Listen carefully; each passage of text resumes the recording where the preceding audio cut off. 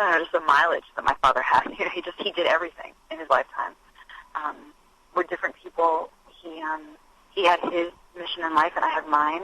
Sure. And I only ever feel greatly influenced and empowered by his memory and by all that he does, all that he did in his lifetime, and all that he continues to accomplish from the other world. Because I feel like he's pretty busy up there. If that makes any sense.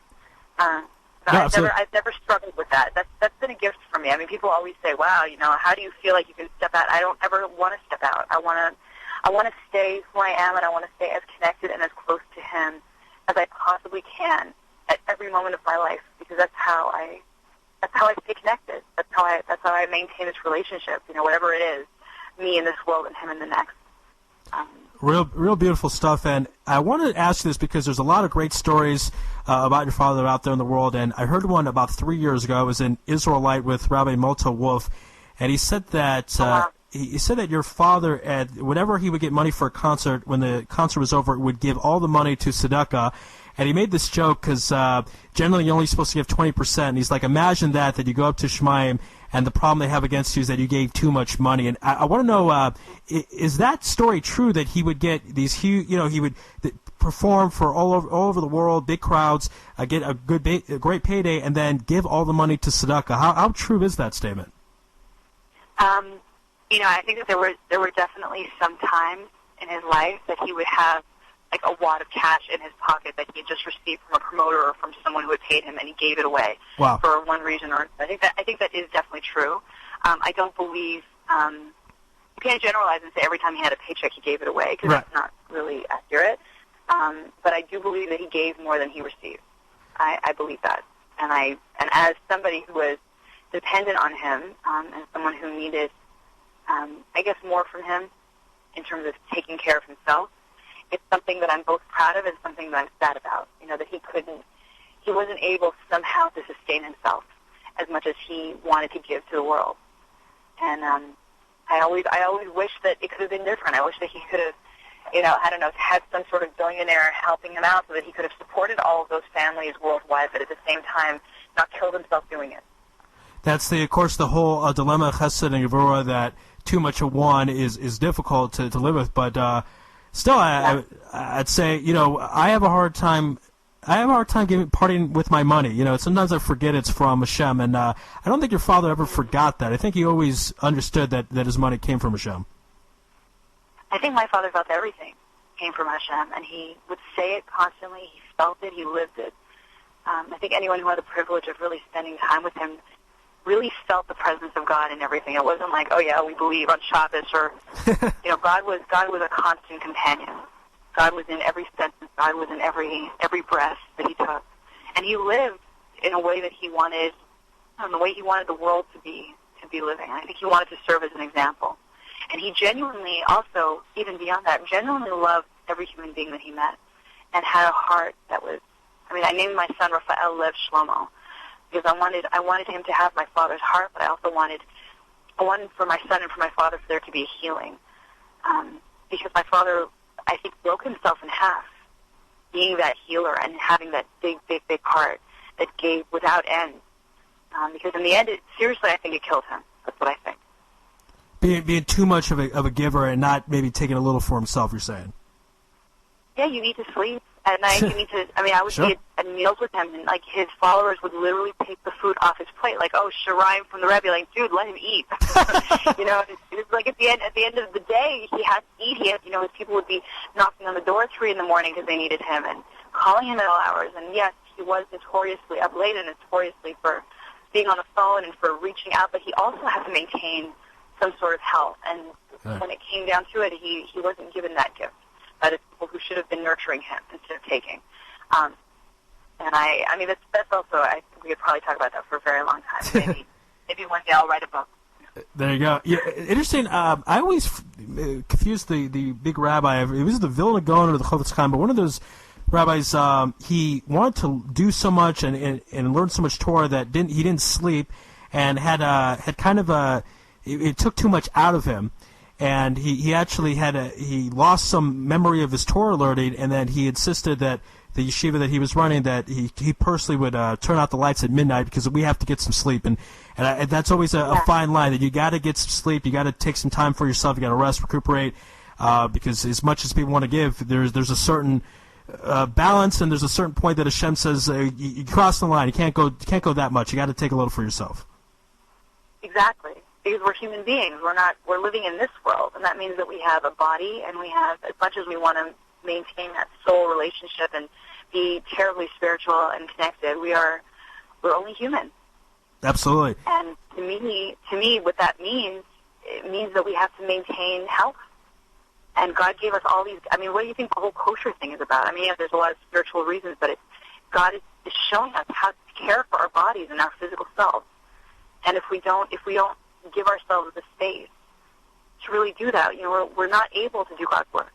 We're not able to. We're not able to care for our children. We're not able to give back to the world. We're not able to do all those incredible things that we're supposed to if we have no strength. Great point. And you're encouraged right now to get some more exercise. So I appreciate that. I've been a little behind, but I'm working on it. I'm getting some good shoes hopefully next week, and do a little walking, playing basketball. So it's always something I got to remind myself. It's always important to take care. Good for you. That's awesome. I'm telling you that you will feel so good. Yeah, You'll feel so good. It's funny. Every time I exercise, I'm like, God, why don't I do this every day? I feel great. The endorphins kicked in. I think better. And it's the Yetzer Hara the following day that says, nah, sit down, drink some coffee, watch some stuff on YouTube. You don't need to exercise. That it's just amazing what the Yetzer Hara does. What a battle. Yeah, it's true. But at the end of the day, you're a human being, and you have to accept that about yourself. Absolutely. I think the power of my father was that he didn't do it for himself, but he really accepted human beings for who they were and as they were, and allowed us to feel that God loved us regardless. If we exercised, if we cared for ourselves, if we had the strength, if we had, the positive energy, if we had given up, God is still with you. God still loves you. God understands. God created us. God made us who we are. I heard a great... sorry, go ahead. No, please. Well, I just want to say real quick, I want to jump on that point because I heard a rabbi say something beautiful 10 years ago. He says, if you turn away from God, and God didn't turn away from you, and if you just turn back, he's still there. He never left. He never went somewhere else. He's always there. Yeah, he's always there. That's beautiful. We're speaking, of course, with Neshama Carlebach here on Lewis Live. Neshama, I want to know, in addition to obviously your father's influence on your music career, obviously you loved him as a musician and as a father, but what other musicians out there do you like or influence your work? And you just say, whether secular, Jewish, religious, not Jewish, whatever it may be, who's a musician out there that you like? I love everybody. I love jazz. I love jazz a great deal. I love Sting. I love Sarah McLachlan. Oh, she's great. And I think particularly, to be very honest, the musicians in the world that have influenced me the most are the people that I work with, my band. Talk about your band. How long have you worked with your current band right now? Many, many, many years. All of them, like decades, at least, if not more. Now, I really get something from them all the time. Now, how did you go about piecing together this band? Because obviously you have a certain message and a certain goal you want to achieve, and you want to communicate your artistry to your fans. And how do you go about picking other people that are going to help you go about that and do that? I met each of them in different ways and in different moments of life, and I think that we felt maybe a common bond, a common thread of interest, and definitely commonality in the music. And first of all, I choose people to play with based on their talent and based on their capacity musically. That's the first thing. I'm sorry, this is New York after all. Yes, that's right. At the end of the day, it's still New York City. So that's the first thing that I focus on for sure is what they can do musically. I want to be inspired and transformed by my musicians at every moment. So those are first of all, that's the first thing. But then I think we become a family. And my drummer, first he was my drummer. First of all, he was my favorite drummer in the world. I adored him. His playing is just fabulous. And then he became my drummer. his name is Mark Ambrosino, by the way. Then he became, he started a record label, and he signed me. So then he became, I guess, my producer and my label head, and now he's also my manager. And he's also, I should say, and I say this all the time, Mark is also like my Rebbe in this world. Interesting. Mark is the guy that I go to for guidance and for answers. And he's big, and he's like over 6'5" and Italian, and you know, totally not that kind of person that you would think of as a Rebbe. You know, but he's the most positive influence that I have in my life, and an amazing relationship has grown out of really just a great admiration for his musical capacity. But now we've been working together. I think it's almost 10 years that he and I have been working together. Now, there you go. So, right, is that at all a little weird that someone you might go to for maybe spiritual advice, philosophy, is someone that's around you all the time and is involved in your parnasah as well? Is that sometimes a little too much? Yeah. Is it a little too much? I mean, like, is it kind of, because a lot of people, when they have the Rebbe lives in a different city or a different country sometimes, they speak to him sometimes once a week. Sometimes it could be every day, but it's right. They're not around all the time. So this is a different scenario. So I want you to talk about if that's difficult at all. I hear you. Oh, well, he's not that kind of Rebbe. He's not like a Rebbe. He's not even Jewish. When I say he's a Rebbe, he's a spiritual person in my life, someone who I look to for answers. And he's involved in every aspect of my work, in every possible aspect. But it's a beautiful thing, and it's a blessed thing, and it's something that I deeply appreciate. All right, Neshama, we would love to talk to you more, but it's approaching midnight here in Jerusalem, so we have to wrap things up. But everyone, please give the contact information one more time, how they can reach you and be entertained by your music. Yes, NeshamaCarlebach.com, NeshamaCarlebach.com. And my mailing list is there, our music is there. We actually, I don't know if you know that we made the first level of the Grammy Awards this year. Wow. With our recording Higher and Higher. And thank God we're performing all over the world with sold-out houses, and really so want to reach out to you and for you to be a part of our work. So please reach out, say hello, be a part of our lives, and God bless. Neshama, thank you so much for being on Lewis Live tonight. We greatly appreciate it, and we look forward to you coming back to Israel real soon, and then when that happens, we'll have to have you in studio. Thanks. I would love it.